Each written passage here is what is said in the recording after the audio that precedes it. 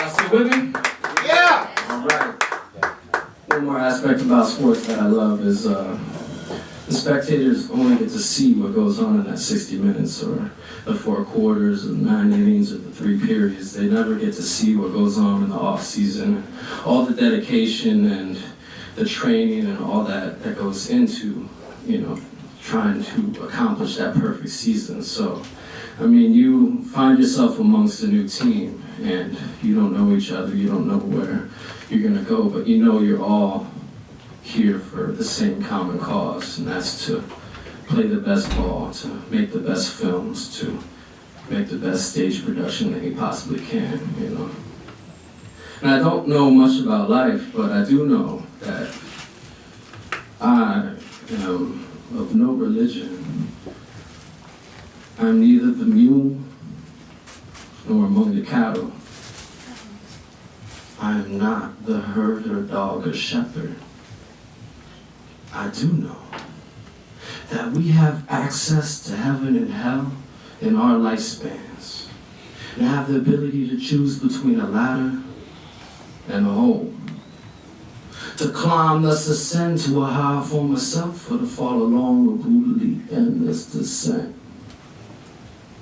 I'm speaking, not preaching, of a truth found only in life.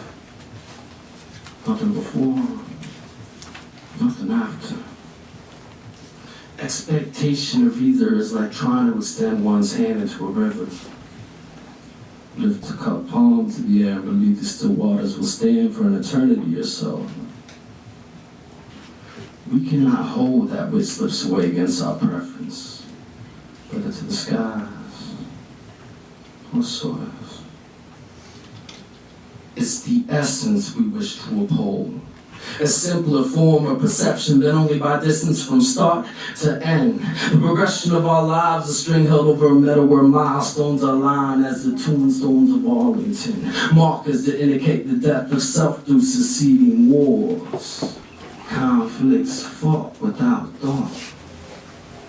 A battle was imminent. The field between the forest-lined hills tarnished with the carcasses that would supply the nutrients of a new growth of vegetation to be cut down. Centuries later, some more wars can be waged. A displacement of what's natural in order to make room for naturally reoccurring elements of the human condition. Raised to become warriors. We once again wonder what the fuck this war is for. Who does conflict benefit? Keeping our arms in stow, we roam the empty loam in hope of coming across others to keep idle their weapons unless to sharpen the skills of their newfound neighbors. After all, a demonstration of one's worth is not determined by the heads hanging from one's belt, but the lives saved through one's influence. From savage to passive in all the right strides, the pull of one's inner strength, the magnets at the hearts of individuals who hold out their open hands selflessly, without regret, can alter the tides and return a drowning soul to the sands of a land complete with all the necessities to resuscitate an ailing body and tortured mind.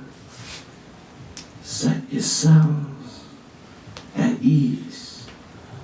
Find yourselves at peace with the destination you wish to reach, the driving engine behind one's half-ton motivational pull. It takes patience across the nation, shaking every hand along the way, to allow enough time to say at least one word of encouragement. While I see taunts of peasants free of torment, seeking shelter from the harsh winds with smiles on their faces as they huddle together to keep warm. A poison burns inside them in the form of their assignment to attain proper living requirements, where a meal can be cooked in the oven of the brain instead of worrying about the income of rain or brim black in the clouds creeping over the steel buildings. Feelings of heaven are dismissed even in bliss's presence. The lessons of hell can lead one back from the abyss, but one must sense the willingness to stress over rent or bills, the IRS, or some bullshit. Lean on me, and I'll lean on you. We can support each other, not as crutches, but friends that share a lunch if one can't afford it. It's important to notice the change in the foliage, to see the two ends of a tree, below being much the same as the branches' tips, extending and reaching outwards in all directions, a linear bark in between. All in all, whether residing in heaven or hell, the tree remains in the plane of possibility. So climb the redwood whichever way you will. But remember though, that is your decision. Nobody else can keep you from being who you ought to be. Thank you everybody. My name is Kevin.